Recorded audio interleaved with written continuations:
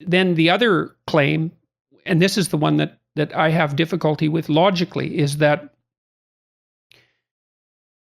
a girl who thinks she is a boy is in fact a boy trapped in a girl's body, which seems to me, and that's been the case ever since birth.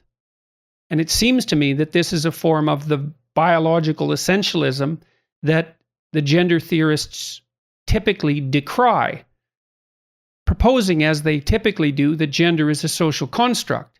Now, it isn't obvious to me how gender can be a social construct and be something immutable from birth that's only known to an individual themselves, which sounds a lot more like a biological explanation to me. So, right. Right. I mean, I interviewed affirmative therapists, and I would say to them, and they would say, well, some kids are gender fluid. And I would say to them, well, then how can you recommend top surgery on a young woman who may turn out to be gender fluid, meaning she decides at some point she was wrong, she isn't a boy, she's a girl. And this response was essentially, well, only she can know her truth. I mean, this is not medicine any longer. It's closer to witchcraft. So let me start at the beginning and outline the hypotheses of the book. So over the last 5 years, there's been a tremendous transformation in the language and the conceptualization that's been applied by medical associations in relationship to gender. And gender has been defined as something that's a personal choice, essentially, and that personal choice has been extended to the domain of physiological transformation. And medical professionals are now required to accede to any requests for physiological transformation on the part of their clients or patients as a consequence of the mandates of their professional organizations. And the consequence of that has been a shift in the transgender phenomenon from a tiny percentage of primarily males to a 1 in 50 percentage of primarily adolescent females, many of whom are undergoing the full physiological, or many of whom are undergoing at least part of the physiological transformation process. That sums it up, essentially, I believe. I'm not sure I totally followed that, but I think so. Okay. Well, I probably should have asked you this at the beginning of the interview, but Sure. I was trying to outline the basic argument that you were making. Right. The basic argument that I'm making is that a large population of teenage girls who probably do not have gender dysphoria, they certainly have an atypical form of gender dysphoria, are able to quickly obtain hormones and surgeries. They are very much, acting under social media influence and peer influence. We have numbers on that. Certainly not my studies, but others have done studies on this. And they're acting under the influence of peer influence and social media influence. They are quickly obtaining hormones and surgeries, and there is virtually no medical oversight of this process. That's the thesis of the book. Right. And so the alternating hypotheses are either that there's been an explosion in transgender identifying individuals because the social strictures have been taken off the diagnosis, or that this is a form of psychological contagion.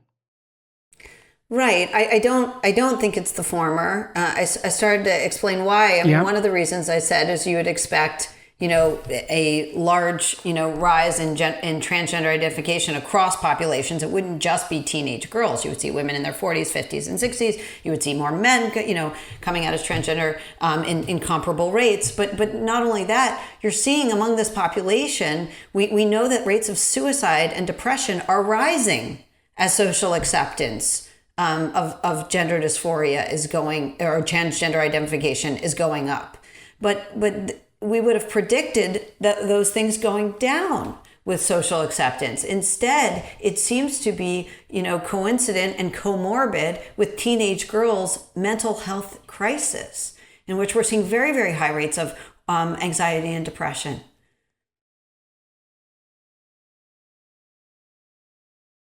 I have to think for a minute here, and I want to go back to why this is happening.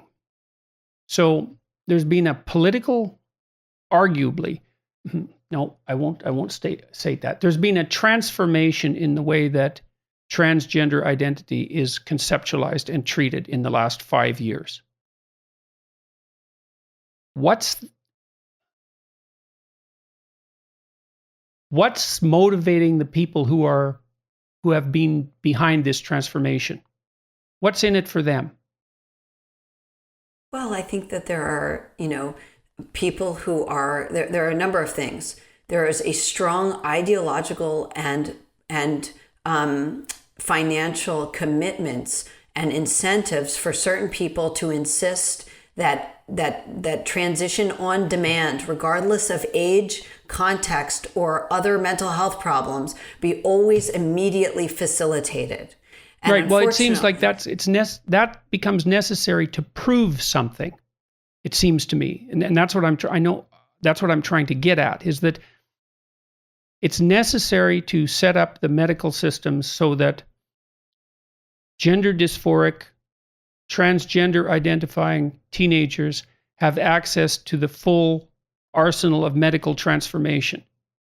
And that helps demonstrate that some other axiom is true. What is that? Is the axiom that gender is in fact socially constructed? Do you see what I mean? Is that you said there's an ideological reason. What I'm trying to do is to specify that reason. I'd like to understand that reason. I don't know that there is a larger sociological or ideological goal. I think they are ideologically motivated. So in other words, they have these commitments, but I don't think that they're trying to prove something, except in the way that I suppose that they are saviors of some kind. Look. Well, that would certainly be something that would be motivating to prove.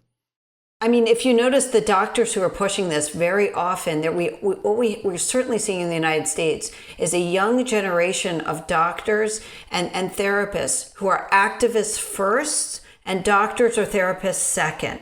We're seeing this across society. In all kinds of professions, their ideological commitments precede their professional investigation. They begin with their conclusions.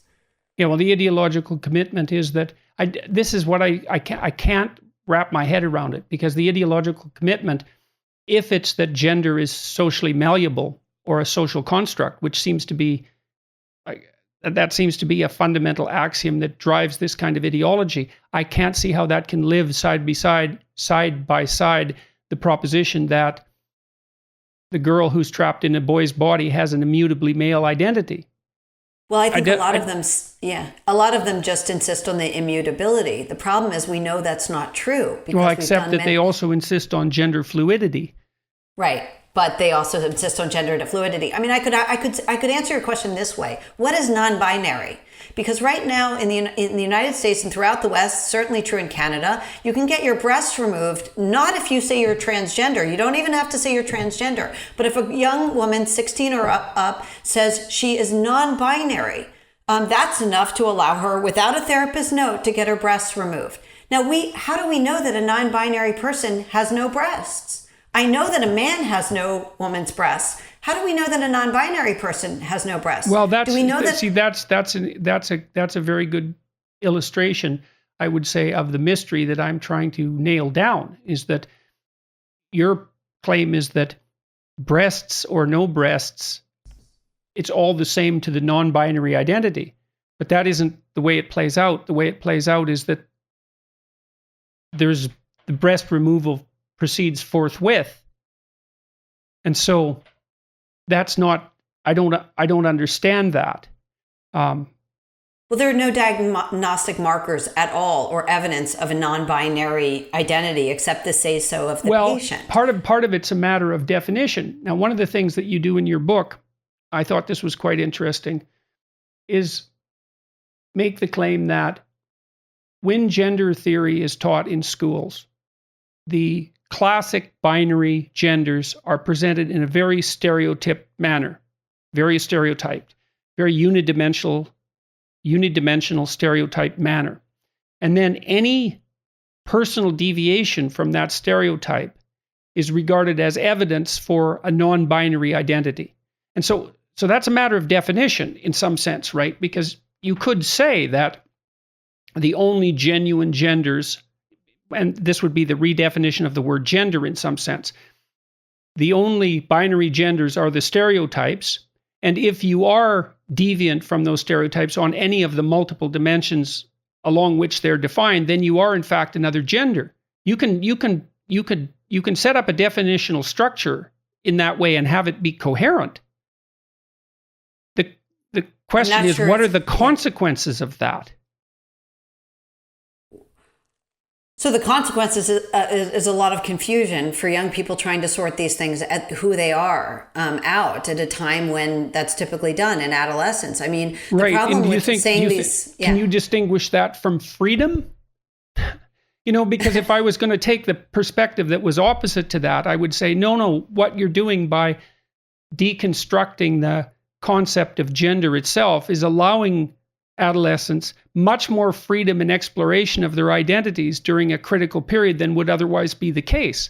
Now, I would temperamentally tend to side with the confusion hypothesis. I think it's a catastrophe to confuse adolescents with regards to their gender identity just when they're attempting to catalyze that identity, right at the same time that hormonal transformations are at their peak and they're undergoing a profound transformation in self, to offer them an infinite plethora of ways to be, none of which have been tested in some sense in the world, seems to me a recipe for disaster.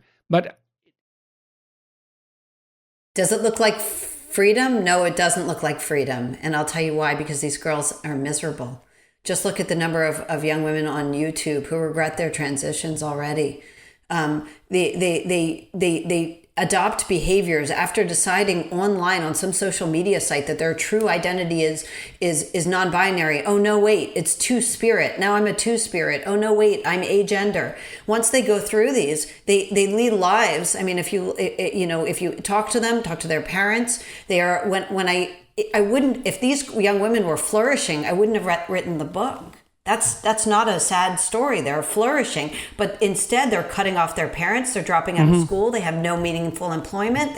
All their friends are only transgender. They hate all cis people. You see patterns that are desperately unhealthy.